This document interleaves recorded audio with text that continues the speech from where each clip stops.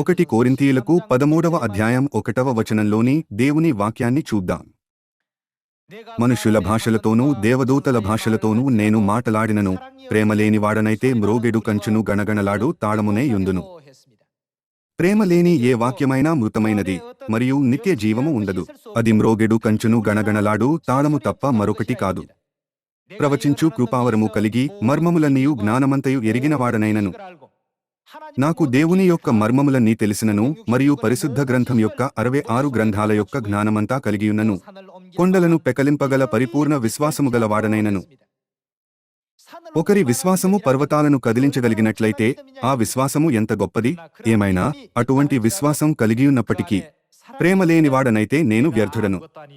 బీదల పోషణ కొరకు నా ఆస్తి అంతయు ఇచ్చినను, కాల్చబడుటకు నా శరీరమును అప్పగించినను, ప్రేమ లేనివాడనైతే నాకు ప్రయోజనమేమీ లేదు. ఒక వ్యక్తి మంచి విశ్వాసము, అధిక జ్ఞానము మరియు విస్తారమైన జ్ఞానము కలిగియున్నను, మరియు దేవుని యొక్క మర్మములన్నిటినీ తెలిసినను, ప్రేమ లేకుండా అతడు వ్యర్థమే. దేవునియందు ప్రేమ కలిగియుండని వారు ఎన్నటికీ ఏమీ సాధించలేరని పరిశుద్ధ గ్రంథము మనకు బోధిస్తున్నది. వారు మ్రోగెడు కంచును గణగణలాడు తాళము వలె నిలిచిపోవుదురు. 9వ వచనంతో కొనసాగిద్దాం. మనము కొంత మట్టుకు ఎరుగుదుము, కొంత మట్టుకు ప్రవచించుచున్నాము గాని పూర్ణమైనది వచ్చినప్పుడు పూర్ణము కానిది నిరర్ధకమగును. నేను పిల్లవాడనై యున్నప్పుడు పిల్లవానివలే మాటలాడితిని, పిల్లవానివలే తలంచితిని, పిల్లవానివలే యోచించితిని. ఇప్పుడు పెద్దవాడనై పిల్లవాని చేష్టలు మానివేసితిని. ఇప్పుడు అద్దములో చూచినట్టు సూచనగా చూచుచున్నాము, అప్పుడు ముఖాముఖిగా చూతుము. ఇప్పుడు కొంతమట్టుకే ఎరిగియున్నాను, అప్పుడు నేను పూర్తిగా ఎరుగబడిన ప్రకారము పూర్తిగా ఎరుగుదును. కాగా విశ్వాసము, నిరీక్షణ, ప్రేమ ఈ మూడును నిలుచును. ఏది శ్రేష్టమైనది? వీటిలో శ్రేష్టమైనది ప్రేమయే. క్రీస్తు ఈ భూమిపైకి వచ్చినప్పుడు మనకు బోధించిన మార్గము ఇదే. మనం యెషయా 2వ అధ్యాయం 2వ వచనం నుండి చదివినప్పుడు ఇలా వ్రాయబడెను, ఆయన మనకు తన మార్గములను బోధించును, తద్వారా మనం ఆయన మార్గములలో నడుచుకొందుము. క్రీస్తు ఈ భూమిపైకి వచ్చినప్పుడు మనకు బోధించిన మార్గము ఏమిటి? అది ప్రేమ యొక్క మార్గమని మనం చెప్పగలము.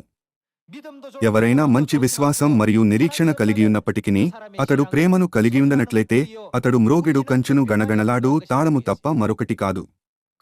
ఒక వ్యక్తి విశ్వాసము మరియు నిరీక్షణ మాత్రమే కలిగియుండి ప్రేమ లేనట్లయితే అతని విశ్వాసపు జీవితం చాలా కాలం నిలవకపోవచ్చు. అది నిత్యము నిలిచియుండదు. అందుకనే క్రీస్తు ఈ భూమిపైకి వచ్చి మనకు ప్రేమ యొక్క సూత్రాన్ని బోధించారు.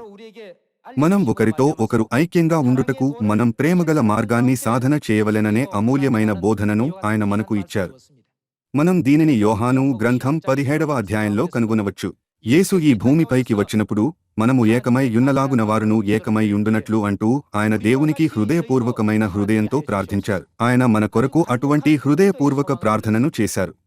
కావున మనం ఒకరితో ఒకరు ఐక్యంగా ఉండగలము మరియు ప్రేమ ద్వారా ఏకముగా మారగలము. ఏ ఇతర శక్తి మనలను ఏకముగా తీసుకురాలేదు. క్రీస్తు మనకు బోధించిన ప్రేమ యొక్క సూత్రాన్ని మాత్రమే మనం గుర్తుంచుకోవలెను. ప్రేమ గొప్పదని దేవుడు మనకు బోధించారు. కావున మనమెన్నటికీ ప్రేమను నిర్లక్ష్యపరిచే మూర్ఖపు తప్పును చేయకూడదు.